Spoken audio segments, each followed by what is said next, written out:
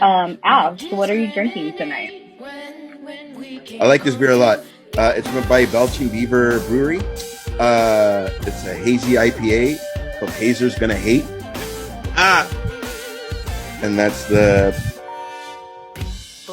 thing there. That's and then Damn Good Times. So they're like punk rockers, like tagging on the wall.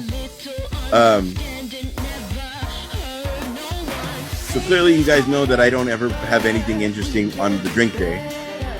So my friend Vanessa brought me this to have something interesting for today. Thank you. Thank you, It's really Vanessa, good. for showing him the way. I can't be like a Andreas where like there's a nice hops to it and it has fucking girth. Like I'm horrible with that shit. You know what the funny thing is the advice Andres gave me last time. He's like, "How about you read the fucking can?" And sure enough, like the can has a great description typically. Oh. At the Beaver, we love hazy IPAs. So we decided to introduce... Do you want to put your grandma glasses on like he keeps... It says the Beaver. No, the way you're looking at the fucking can. Well, dude, look at this fucking small print. Like, I fucking need my fucking... Grandma glasses, I'm telling you. Cheaters? So oh my god, my grandfather used to call them cheaters. So we decided to introduce a year-round hazy style full of juicy awesomeness. Is that where the juicy awesomeness that when you drink it, is that the girth that you're talking about? That is the girth.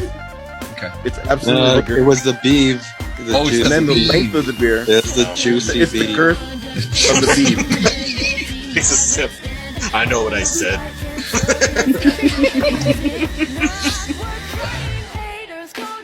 And you want me to read the rest? Hazer's Gonna Haze will be in a rotating hop series and will showcase new hop combinations throughout the year. Same label? Same label,